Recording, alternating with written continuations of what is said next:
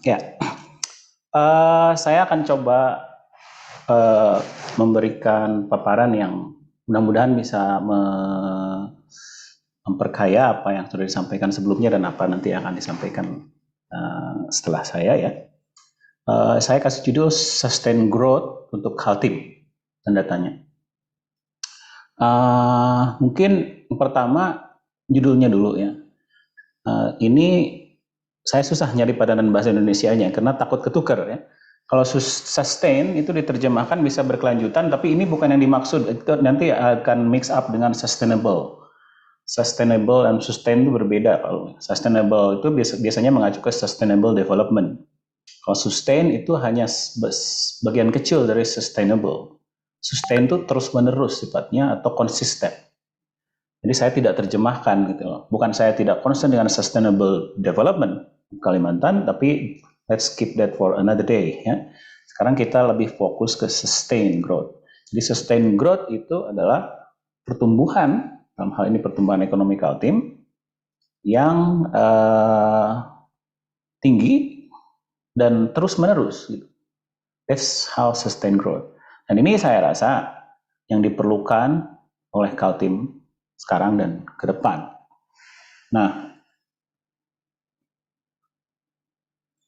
oke. Pertama saya men-share dulu data, tentu saja data-data yang luar biasa ya dari BPS selama ini, bahwa memang kalau lihat development outcome yang paling banyak dikutip orang itu development outcome itu kan IPM ya. Kalau kita ngelihat IPM Kaltim ya, baik itu dari terutama di rank secara umumnya, tentu saya rasa luar biasa ya. Luar biasa ya. Kaltim dia ranking 3 ya setelah Jakarta dan Yogyakarta dalam IPM secara keseluruhan ya. Dan ranking yang paling tingginya adalah saya lihat di sini di usia harapan hidupnya yang cukup tinggi, juga misalkan lama sekolahnya 4 gitu ya. Jadi saya rasa kalau ngelihat ini saja saya cukup terkesan ya dengan Kalimantan Timur. Cuma nanti saya ada catatan, ya saya ada catatan. Karena pertanyaannya adalah, sudahkah angka-angka ini menunjukkan the true potential of the region, of the economy? Itu yang penting kan? Apakah Kaltim sudah deliver the true potentials ya, untuk kesejahteraan rakyatnya, kesejahteraan masyarakatnya? Karena kadang-kadang belum gitu ya. Nanti saya sampaikan. Ya. Terus selain itu juga saya menangkap ada cukup heterogenitas yang tinggi antara kabupaten di dalam Kaltim itu sendiri ya. Jadi tidak begitu balance ya, antar daerah di Kaltimnya ya. Jadi kalau kita lihat misalkan dari segi ranking IPM berdasarkan kabupaten kotanya, memang ada yang cukup tinggi, misalkan Balikpapan, Samarinda. Tapi yang lain misalkan Kutai Barat itu 178 rankingnya atau 34%. Ini saya lihat dari segi persentilnya yang tinggi-tinggi di bawah 100%, di bawah 10% itu adalah kota-kota yang manufacturing base ya. Yang ketika kota Kalimantan, kalau Balikpapan, Samarinda itu IPM-nya itu di 5,8% persentil, Balikpapan 6,4 persentil, tapi Kutai Timur dan Kutai Barat atau Kutai Barat itu misalnya IPM-nya 34,4% persentil, artinya dia masuk dalam 30% tertinggi di Indonesia. It's not necessarily within the very top performer ya, kalau kita lihat kabupaten kotanya. So ini menurut saya patut kita catat ya, dan kita pantau ya dengan seksama, yang juga nanti menjadi concern utama saya ya. Nah, selanjutnya, kalau kita lihat pertumbuhan ekonominya, ya, kalau saya menangkap pertumbuhan ekonomi Kaltim itu, maaf ya, biasa-biasa aja gitu loh. Ya. Memang kadang tinggi, tapi kadang rendah gitu loh. Jadi saya malah menyebutnya itu lebih ke fragile. Pertumbuhan ekonomi Kaltim itu fragile. Oke, development outcome-nya bagus seperti tadi ya, walaupun heterogen across kabupaten kota. Tapi pertumbuhan ekonominya fragile, sangat fragile. Fluktuasinya tinggi dan Kalau saya rata-ratain, I'm not so sure it will be higher or not ya dengan national economy over the long run. Saya belum ada waktu untuk ngeliat itu, tapi mungkin tebakan saya nggak beda-beda jauh gitu loh. The richest region in the country supposed to contribute a lot more in proportion to the national growth. Nah, kalau misalkan pertumbuhan ekonominya seperti ini, siapa sumbangan Kaltim terhadap pertumbuhan ekonomi Indonesia misalkan? Kalau misalkan dia fragile seperti ini. Jadi mungkin definisi dari fragile yang saya punya itu dia not so high, so-so aja, and fluktuasinya tinggi, fluktuatif. Jadi fragile. Ya. Nah, pertumbuhan ekonomi yang fragile seperti ini jelas tidak bersahabat untuk menjadi sustain growth. Ya.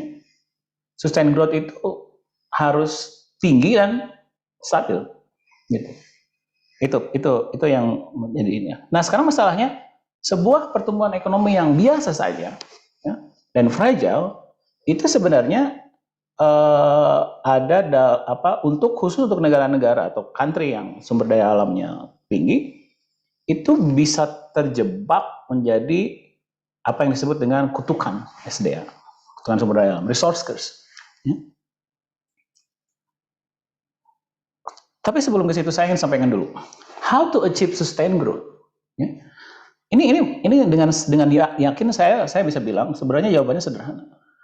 Kalau banyak cara menuju Roma, ya, kalau untuk mencapai sustained growth tidak banyak cara menuju Roma.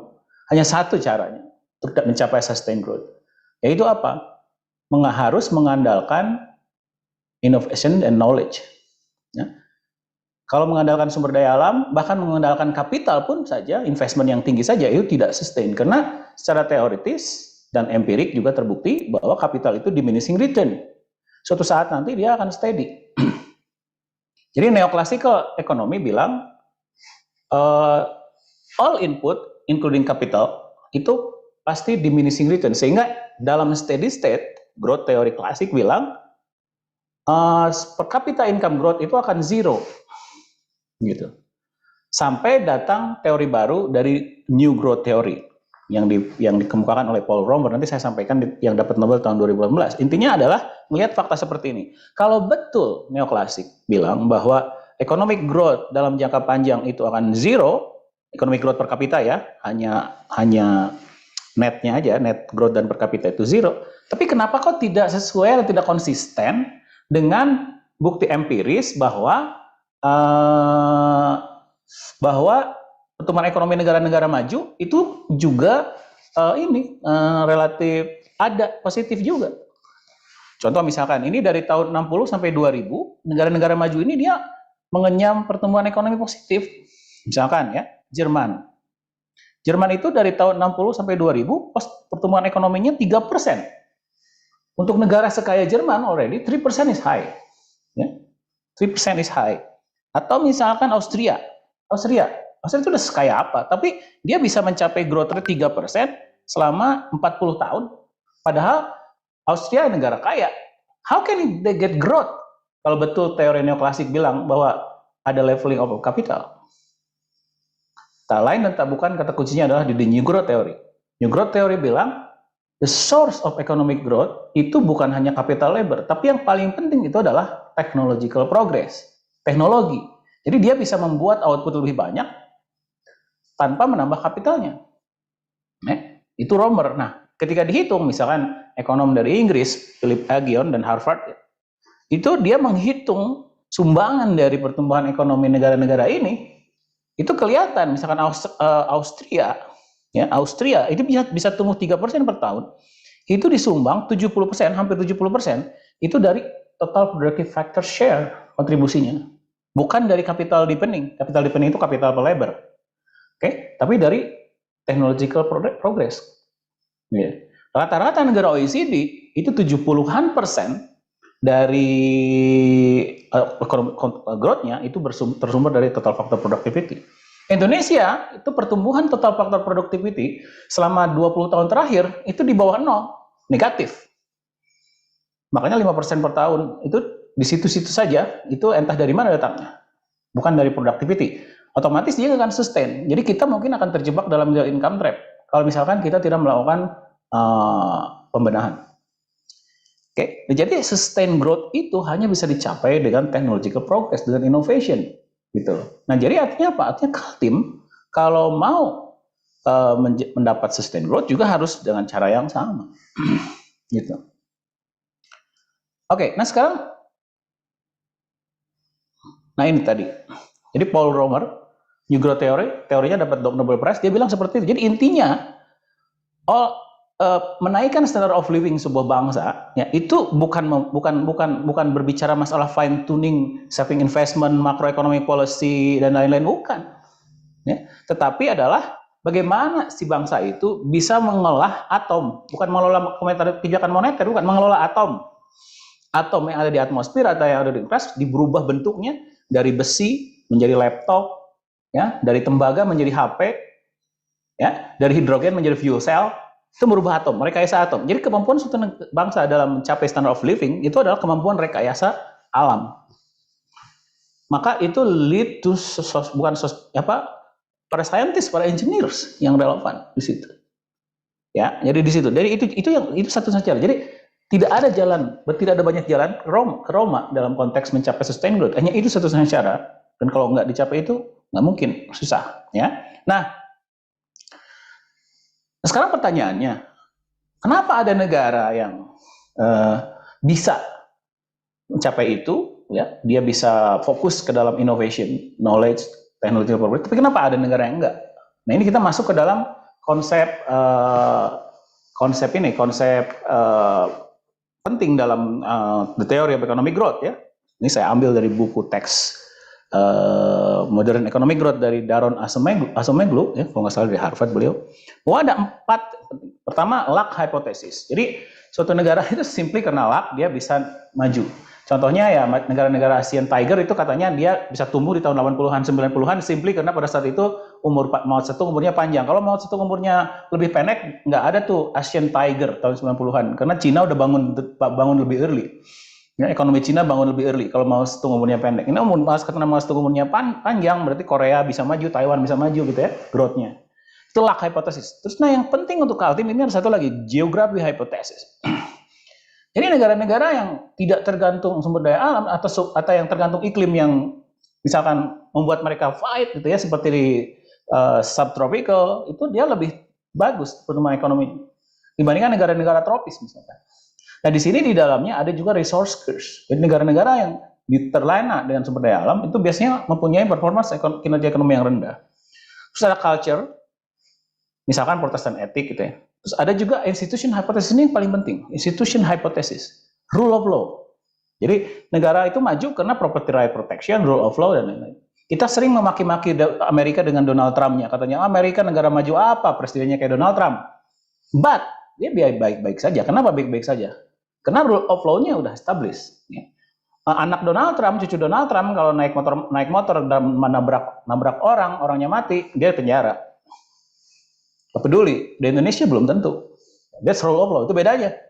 Jadi seperti yang Stiglitz bilang, maju tidaknya suatu bangsa itu sebenarnya bukan ditentukan oleh kaya miskinnya suatu negara, bukan. Tapi how they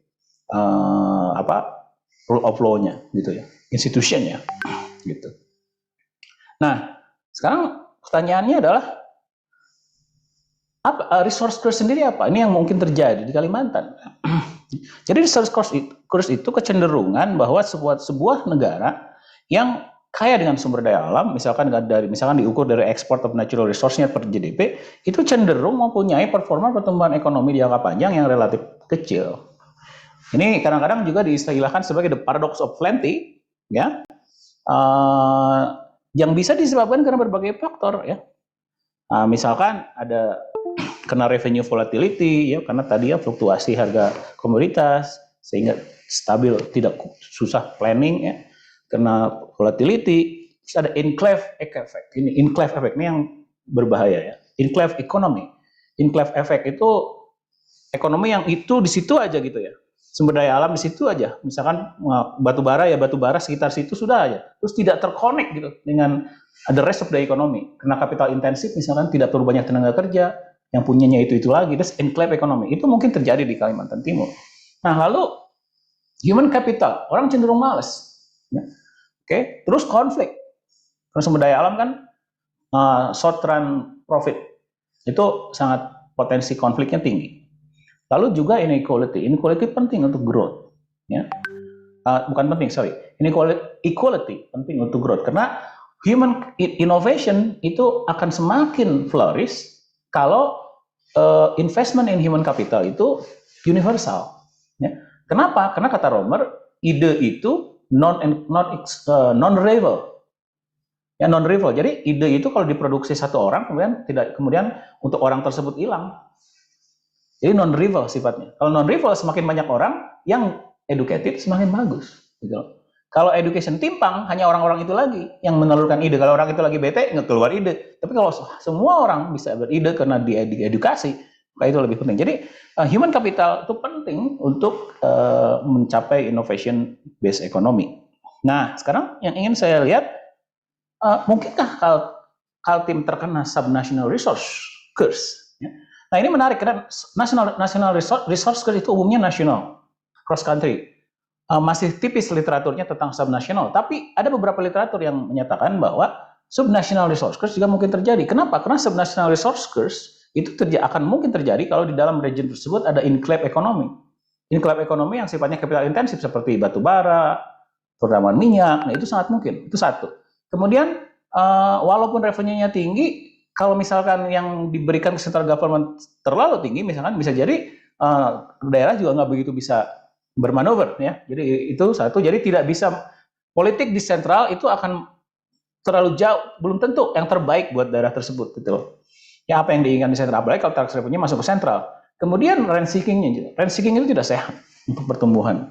Lalu yang terakhir, environmental and social effect dari sektor minyak, migas dan pertambangan juga tinggi, dan ini juga sumber-sumber konflik. Ya. Nah, jadi mungkin Kaltim terkena subnational resource curse, very likely. Ya. Nah, oke. Nah, sekarang saya ingin memberikan data, ya, yang menurut saya menarik. Ya. Ini teman-teman di BPS mungkin lebih tahu. Yang sumbu horizontal, ini datanya 2017 belum saya update. Yang sumbu horizontal itu PDRB per kapita, ya. PDRB per kapita. Yang sumbu vertikal itu adalah pengeluaran per kapita yang dihitung oleh Susenas dari IPM. Apa bedanya? Well, teman-teman IPS melihat beda. Oke, tapi kita lihat patternnya seperti apa. Oke, yang jelas pendekatan mengukurnya beda. Kalau PDRB itu kan berbasis produksi, jadi itu lihat dari input output tadi kan. Berapa outputnya, berapa inputnya, selisihnya, that's PDRB gitu ya. Nah, selisihnya value added, ya, itu kan ada dua komponen. Komponen labor, jadi return to the labor, sama return to the capital ownership. Oke? Nah, PDRB atau value added ini based on location, the locations of the factor production. Jadi lokasi faktor produksi itu menentukan PDRB daerah tersebut. Faktor produksinya, kalau labor faktor produksi, lokasinya di Kaltim, ya berarti dia PDRB Kaltim. Mesin-mesin, capital investment berlokasi di Kaltim, PDRB Kaltim. But think again, who owned it? Siapa yang mempunyai kapital-kapital tersebut? Mesin-mesin tersebut, sumber traktor-traktor tersebut. Kan tentu bukan hanya orang Kaltim. Ya. Nah, jadi artinya PDRB Kaltim not necessarily kesejahteraan orang yang ada di Kaltim. Itu kalau ngitung PDRB, kalau PDRB per kapita dibagi penduduk Kaltim kan salah menurut saya. Kenapa dibagi penduduk Kaltim? Karena kapitalnya bukan punya orang Kaltim, kok value added-nya itu tidak semua untuk orang Kaltim, kenapa harus dibagi penduduk Kaltim gitu loh. Nah, yang lebih ideal itu adalah mengapa IPM pakai pengeluaran per kapita? Karena pengeluaran dihitung berdasarkan domisili dari orang yang bersangkutan. Jadi Kaltim, KTP-nya di Kaltim misalkan, ya, tinggal di Kaltim, masuk gitu. Oke, angkanya berbeda, tapi let's see how it deviate, ya. Garis yang 45 derajat itu menunjukkan yang angkanya sama. Kalau Anda lihat, hanya daerah-daerah sangat miskin yang mirip antara pendapat PDRB per kapita dan pengeluaran per kapita. Tapi hampir semua daerah itu PDRB per kapitanya lebih tinggi dari dari pengeluaran per kapitanya. Cuman patternnya menunjukkan apa? Patternnya menunjukkan capital intensive economy, mining misalkan ya, finance dan Kaltim itu cenderung jauh melebar. Misalkan di kota Bontang itu lihat ada di ujung kanan. Mimika, Kutai Timur, ya. Itu artinya PDRB per kapitanya jauh lebih tinggi paling tinggi se-Indonesia overall dibandingkan dengan pengeluaran per kapita yang ada di daerah tersebut. Ini ciri-ciri apa? Ini ciri-ciri berarti capital outflow. Jadi value added itu keluar dari Kaltim, ya, dari Bontang, dari Kutai Timur, dinikmati entah siapa yang punya tambang-tambang batu bara itu kan, ya kan? Nah ini adalah enclave economy. This is of resource curse, gitu. This is a source of resource curse kan? Enclave ekonomi. Aktivitas ekonomi di Kaltim tidak mengenerate widespread effect ke orang-orang yang ada di sekitarnya, gitu. Ini menurut saya harus disikapi dengan serius. Nah, lalu kalau kita lihat, kalau kita korelasikan ya antara share of sektor mining and quarrying dengan deviasi tadi, deviasi dari PDB per kapita dengan pengeluaran per kapita, maka jelas hubungannya itu positif. Jadi semakin share dari sumber daya alam suatu daerah tinggi, maka semakin jauh dia berbeda deviasi antara value added generate in that region dengan welfare yang di-generate untuk orang-orang yang tinggal di daerah tersebut. Ya. Nah, ini terkait dengan pertanyaan tadi. Apakah Kaltim sudah deliver the true potential untuk kesejahteraan rakyatnya? Nah, ini yang jadi pertanyaan itu kan. Kalau ngelihat ini ada kecenderungan nggak tahu ya, mungkin tidak gitu loh. Nah, sekarang saya ingin memetakan ya. Jadi ini saya ambil dari Bank Dunia, Human Capital Project-nya Bank Dunia, yang dia sustain growth itu hanya bisa dicapai kalau human capitalnya bagus. Human capital yang bagus hanya bisa didapat kalau kita melakukan investment yang tinggi di human capital tersebut ya. Nah, ada 4 kemungkinan suatu negara atau suatu daerah ya, itu dia dalam performance-nya. Bisa A, bisa B, bisa C, bisa D. Kalau A itu low capacity to mobilize resources, Kaltim enggak lah ya, jauh dari situ ya, jauh dari low capacity. Dia tuh high capacity. Cuman high capacity to mobilize resources belum tentu juga high investment. Nah, Kaltim dia punya high capacity, but dia punya high investment nggak di dalam human capital? Nah, ini pertanyaan yang perlu dijawab ya. Saya belum bisa menjawabnya ya. Terus kena relatif. Nah, yang paling baik itu dia high capacity, high level efficiency juga. Jadi investmentnya translate into outcome gitu, dengan misalkan yang pendidikan manusianya yang berkualitas dan lain-lain. Nah, jadi kita harus menghindari Kaltim harus menghindari ada di B, ya. Juga harus menghindari ada di C. Jadi dia high investment tapi udah high tapi tidak ada outcome. Jadi dia harus high level of efficiency juga. Nah, ini yang penting harus dilihat. Nah, untuk ini maka ya saya ingin melakukan international benchmarking. Ya. Kenapa international benchmarking penting? Karena liganya Kaltim itu bukan liga nasional. Liga Kaltim itu bukan nasional. No. Saya rasa terlalu merendahkan Kaltim. Kalau Kaltim itu dibandinginnya dengan Jawa atau dengan apa, dengan Mimika gitu. I think it's not fair. Ya.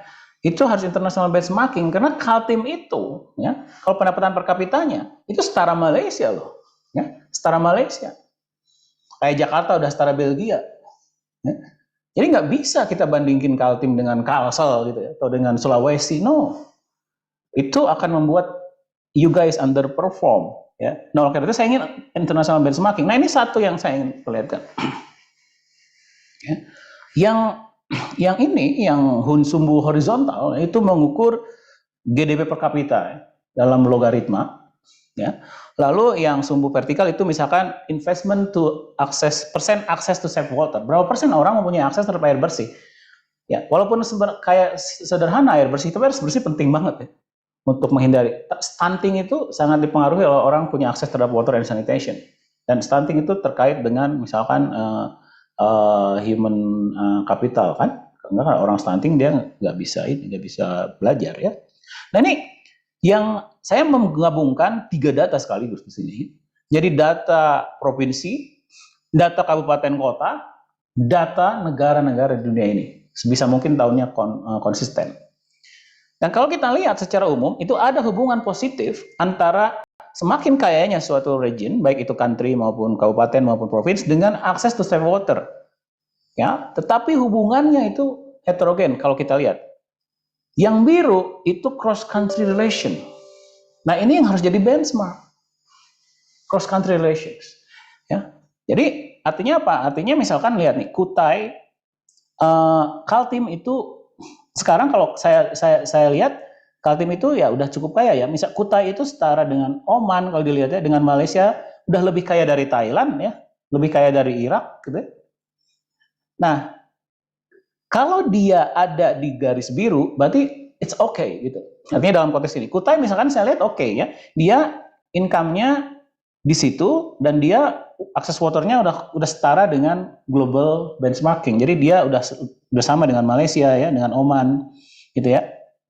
Tetapi ada daerah-daerah atau Bontang misalkan ya, Bontang it's okay gitu. Jadi dia udah setara dengan Oman gitu ya, baik dari income per kapitanya maupun dari akses to safe waternya. Tapi ada daerah-daerah yang deviate dari situ.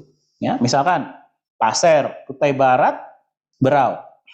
Ya, itu dia income-nya setara Malaysia sebenarnya, income per kapitanya ya. Kalau tarik garis ke atas ya, Balikpapan lebih baik ya. Tapi Kutai Barat, Pasir, Berau, itu dia setara Malaysia, lebih kaya dari Thailand, tetapi akses to safe water-nya jauh di bawah mereka. Ya. So you are underperforming, gitu. Underperforming, ya. Jadi kalau pakai international benchmarking, nah ini tanda-tanda you are not investing enough in basic infrastructure yang nanti berdampak kepada human capital, yang nanti berdampak kepada potential of innovation, yang nanti berdampak kepada sustained growth. Itu lihat satu data lagi. Cuman menariknya ini apa? Yang di bawah biasanya itu nanti saya lihat ya. Ini apa? Saya belum sempat, maaf. Itu nanti deh saya share ini dulu, saya terusin dulu. Oke. Nah, ini saya lupa mencantumkan, tapi di data saya yang baru yang belum sempat saya pindahin ke slide, itu saya memplot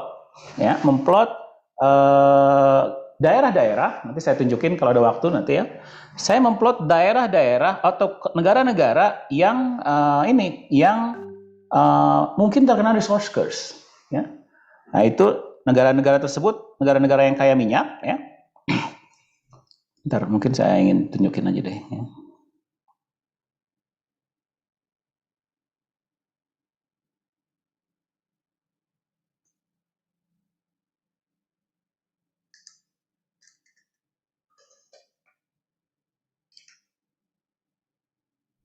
Saya mention aja.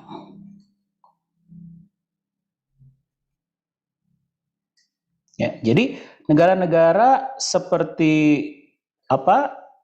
Negara-negara, aduh saya lupa tidak save ya.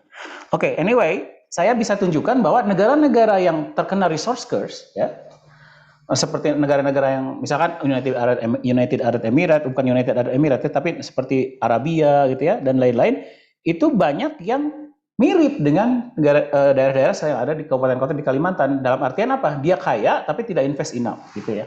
Nah, data yang kedua yang ingin saya tunjukkan adalah ini. Ini mean years of schooling. Ini mean years of schooling. Ini penting sekali, mean years of schooling. Kita lihat misalkan sama ya. Garis biru itu yang harus jadi benchmark buat Kalimantan Timur, ya. Bukan garis yang lain, ya. Bukan garis apa yang lain yang utama. Karena itu adalah benchmarking cross countries. Ya. Nah kita lihat misalkan di sini, saya tunjukin ya. Ada Uganda bawah, Uganda yang, nah itu yang sini nih. Nah ini Uganda ya. Ada Uganda. Nah itu dia memang dia mean years of schooling-nya rendah ya karena dia tidak punya resource untuk melakukan itu.